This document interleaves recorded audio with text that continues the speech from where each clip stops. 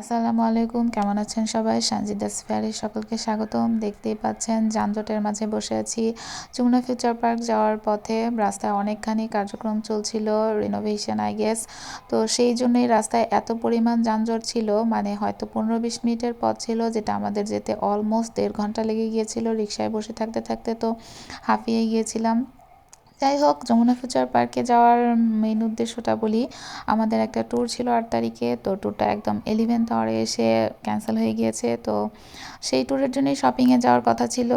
Tour তো cancel হয়ে গেছে, কিন্তু শপিং আর ক্যান্সেল করিনি। হাজব্যান্ড বললো যে যেহেতু আগে থেকে চিন্তা করে রেখেছো, চলো প্রয়োজনে কিছু থাকলে কেনাকাটা করলে না, তো এমনিই ঘুরে ফিরে আসলাম, এই আর কি। তো ইদানিং আর বাইরে গেলে নিজের আউটফিট নিয়ে অত চিন্তা ভাবনা করা হয় না, ছেলের আউটফিটটাই নিয়ে মাথা ঘামানো হয়। ছেলের জন্য সোয়েটার আর ট্রাউজার আমি নিয়েছিলাম।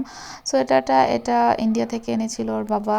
এটার একটা লম্বা ঘটনা আছে। এটা আনার পর থেকে তার বাবা আমার সাথে একটু জেলাসি বলতেছে যে ছেলে নাকি একদম এই সোয়েটারটার মতোই মামাস বয় হয়েছে।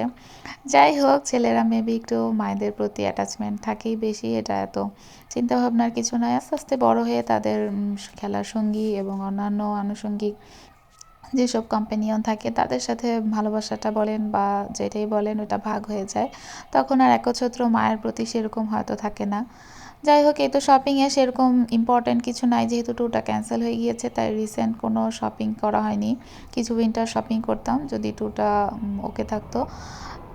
তাই ছেলের প্রয়োজনীয় কিছু জিনিস নিলাম, আর জুতো নেওয়ার জন্য অ্যাপেক্সে গিয়েছিলাম। বাচ্চাদের এত সুন্দর সুন্দর ছোট ছোট জিনিস, যেগুলো আমার বাচ্চা যখন ছোট ছিল আমি অনলাইনে নিয়েছিলাম, কিন্তু আজকে যেয়ে দেখলাম যে জিনিসগুলো খুবই সুন্দর, মানে একদম ছোট নিউবর্ন ফ্রেজের যে জিনিসগুলো। আমি সাধারণত আমার ছেলের জন্য নিউবর্ন ফ্রেজের যতগুলো কাস্টমাইজ জিনিস ছিল সবগুলোই অনলাইনে নিয়েছিলাম, কিন্তু তখন যেহেতু স্বাভাবিক আমার শপিংয়ে ঘোরার মতন অবস্থা ছিল না, আমার যেহেতু সিজারিয়ান হয়েছিল।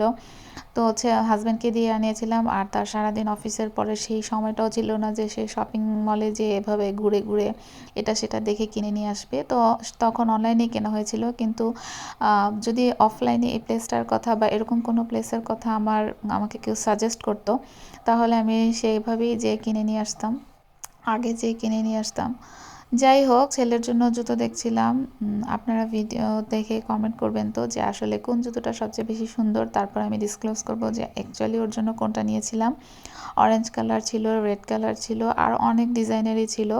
অ্যাপেক্সের মোটামুটি কিছু জিনিস ওরা ভালোই করে, ওদের শুজ পার্স এগুলো ভালোই লাগে, কিন্তু ওদের লেডিস শুজগুলো আমার মোটেই সেরকম ভালো লাগে না। হিলস তো নাই, প্লাস ডিজাইনগুলোও সেরকম, মানে একদম পুরনো পুরনো স্টাইলের লাগে। যাই হোক, ছেলের জন্য শুজ নিয়ে নিলাম, আর শুজটা ওর মেবি একটু পছন্দ হয়েছিল বেশি। তো ব্যাগ নেওয়ার পরে সে হাত থেকে দিচ্ছিলই না, তার হাত থেকে ব্যাগ নেওয়াই যাচ্ছিল না। যতই বলতেছিলাম যে বাবা দাও আমি ক্যারি করি, তুমি পারবে না, এতটা ওজন না, সে দিবেই না। সে পুরোটা পথ ব্যাগটা হাতেই ক্যারি করে নিয়ে আসছিল। কি করার, আসলে ছোটো বাচ্চাদের আনন্দটাই এরকম ওই বয়সে। ওদের জন্য কিছু কেনা হলে বা ওদের জন্য নাও হোক অন্য কিছু কেনা হলে ওরা সেটা নিয়ে খুবই এক্সাইটেড থাকে, খুবই মজা পায়। আর জিনিসটা যদি ওর নিজের জিনিস হয় তাহলে তার কোনো কথাই নেই।